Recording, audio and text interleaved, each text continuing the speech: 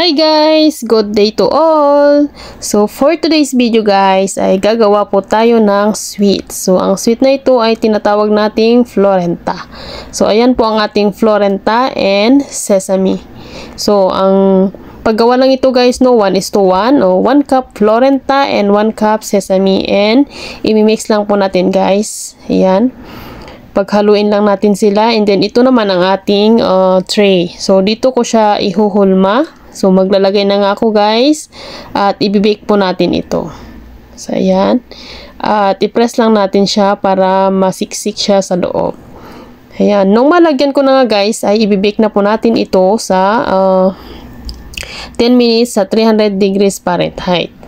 So, habang hinihintay nga natin mabake guys, ang ating Florentine ay tagtunaw na rin ako dito ng chocolate. Ayan. At nung matunaw ng ating chocolate guys, no, ilalagay ko po ito sa plastic bag para mas madali ko po siyang ilagay sa ating tray mamaya.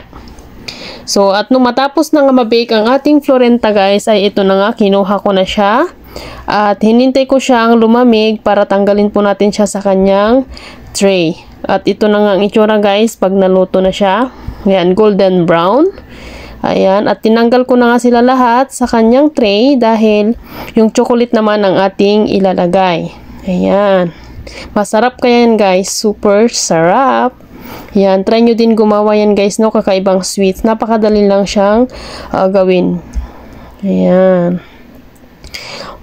Ito na silang lahat. Ayan, nakarami na ako. At syempre, malinis na ulit ang ating tray at ilalagay na po natin ang ating chocolate. Ayan.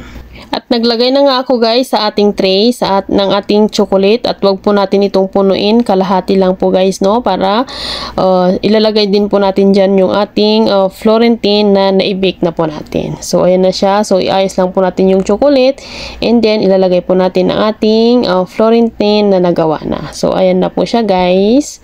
And then pag nalagyan na po natin lahat dyan guys at ilalagay lang po natin ito sa freezer. Ayan.